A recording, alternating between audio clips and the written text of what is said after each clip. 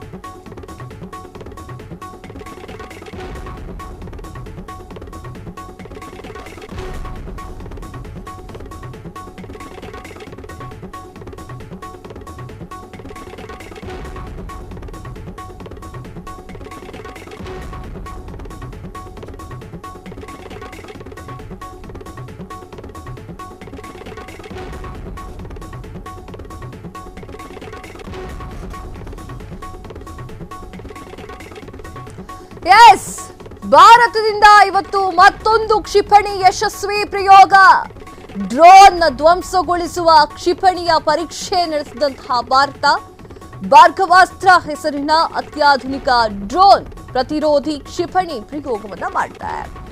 ಒಡಿಶಾದ ಗೋಪಾಲ್ಪುರ್ನಲ್ಲಿ Seward flying ರೇಂಜ್ನಲ್ಲಿ ಈ ಒಂದು ಪರೀಕ್ಷೆಯನ್ನ ಮಾಡಲಾಗ್ತಾ ಇದೆ.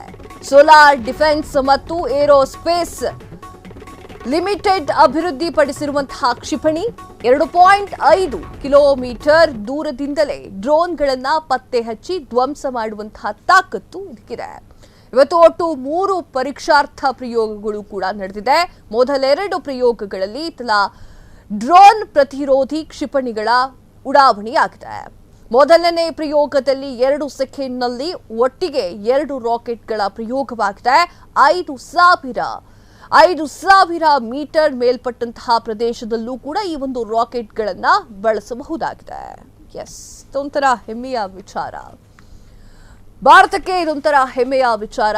ಈಗ ಮತ್ತೆ ಡ್ರೋನ್ಗಳ ಪ್ರಯೋಗವಾಗಿದೆ. ಹೇಗೆ ಯಾವೆಲ್ಲ ಡ್ರೋನ್ಗಳು ಹೇಗೆ ವರ್ಕ್ ಆಗುತ್ತೆ ಅನ್ನೋದ್ರ ಬಗ್ಗೆ ಭಾರತ ಇವತ್ತು ಮತ್ತೊಂದು ಕ್ಷಿಪಣಿ ಯಶಸ್ವಿಯಾಗಿ ಪ್ರಯೋಗವನ್ನ ಮಾಡಿದೆ.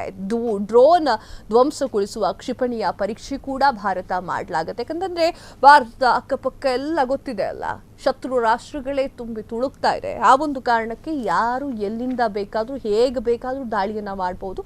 ಆ ಒಂದು ಕಾರಣಕ್ಕೆ ಭಾರ್ಗವಾಸ್ತ್ರ ಹೆಸರಿನ ಅತ್ಯಾಧುನಿಕ ಡ್ರೋನ್ ಪ್ರತಿರೋಧಿ ಕ್ಷಿಪಣಿಯ ಪ್ರಯೋಗಗಳನ್ನೆಲ್ಲ ಮಾಡ್ತಾ ಇದೆ. ಅಂದ್ರೆ ಭಾರತ ಎಲ್ಲದಕ್ಕೂ ರೆಡಿಯಾಗಿ ನಿಂತಿದೆ.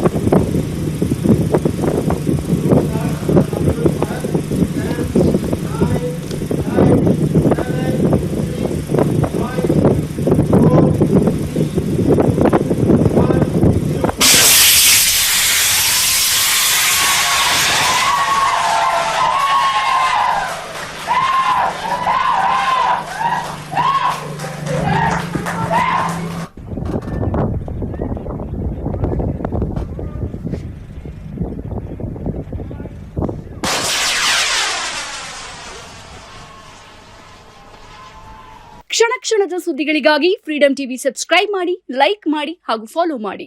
ಹೊಸ ಸುದ್ದಿಗಳ ನೋಟಿಫಿಕೇಶನ್ಗಾಗಿ ಬೆಲ್ ಐಕಾನ್ ಮೇಲೆ ಕ್ಲಿಕ್ ಮಾಡಿ.